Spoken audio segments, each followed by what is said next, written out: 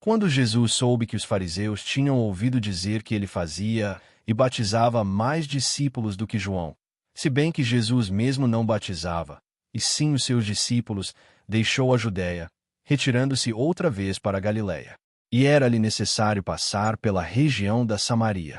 Assim, Jesus chegou a uma cidade samaritana, chamada Sicar, perto das terras que Jacó tinha dado a seu filho José. Ali ficava o poço de Jacó. Cansado da viagem, Jesus sentou-se junto ao poço. Era por volta do meio-dia. Nisso veio uma mulher samaritana tirar água. Jesus lhe disse: "Dê-me um pouco de água", pois os seus discípulos tinham ido à cidade comprar alimentos. Então a mulher samaritana perguntou a Jesus: "Como, sendo o Senhor um judeu, pede água a mim, que sou mulher samaritana?" Ela disse isso porque os judeus não se dão com os samaritanos. Jesus respondeu: "Se você conhecesse o dom de Deus e quem é que está lhe pedindo água para beber, você pediria, e ele lhe daria água viva." Ao que a mulher respondeu: "O Senhor não tem balde e o poço é fundo. De onde vai conseguir essa água viva? Por acaso o Senhor é maior do que Jacó, o nosso pai, que nos deu o poço, do qual ele mesmo bebeu, assim como seus filhos e o seu gado?" Jesus respondeu: "Quem beber desta água voltará a ter sede, mas aquele que beber da água que eu lhe der nunca mais terá sede. Pelo contrário, a água que eu lhe der será nele uma fonte a jorrar para a vida eterna." A mulher lhe disse: "Senhor, quero que me dê essa água para que eu não mais tenha sede, nem precise vir aqui buscá-la." Jesus disse: "Vá, chame o seu marido e volte aqui." Ao que a mulher respondeu: "Não tenho marido." Então Jesus disse: "Você tem razão ao dizer que e não tem marido, porque já teve 5, e esse que agora tem não é seu marido. O que você disse é verdade."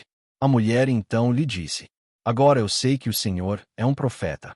Nossos pais adoravam neste monte, mas vocês dizem que em Jerusalém é o lugar onde se deve adorar." Jesus respondeu: "Mulher, acredite no que digo. Vem a hora em que nem neste monte, nem em Jerusalém vocês adorarão o Pai. Vocês adoram o que não conhecem. Nós adoramos o que conhecemos, porque a salvação vem dos judeus. Mas vem a hora, e já chegou, em que os verdadeiros adoradores adorarão o Pai em espírito e em verdade. Porque são esses que o Pai procura para seus adoradores. Deus é espírito, e é necessário que os seus adoradores o adorem em espírito e em verdade." A mulher respondeu: "Eu sei que virá o Messias, chamado Cristo. Quando ele vier, nos anunciará todas as coisas." Então Jesus disse: "Eu sou o Messias, eu que estou falando com você."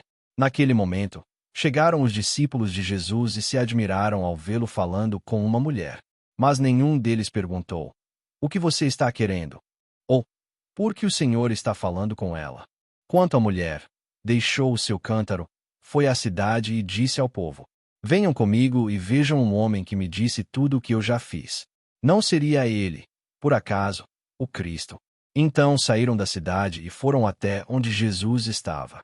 Enquanto isso, os discípulos pediam a Jesus, dizendo: "Mestre, coma." Mas ele lhes disse: "Tenho para comer uma comida que vocês não conhecem." Então os discípulos começaram a dizer entre si: "Será que alguém lhe trouxe algo para comer?" Jesus lhes declarou: "A minha comida consiste em fazer a vontade daquele que me enviou e realizar a sua obra. Vocês não dizem que ainda faltam 4 meses até a colheita.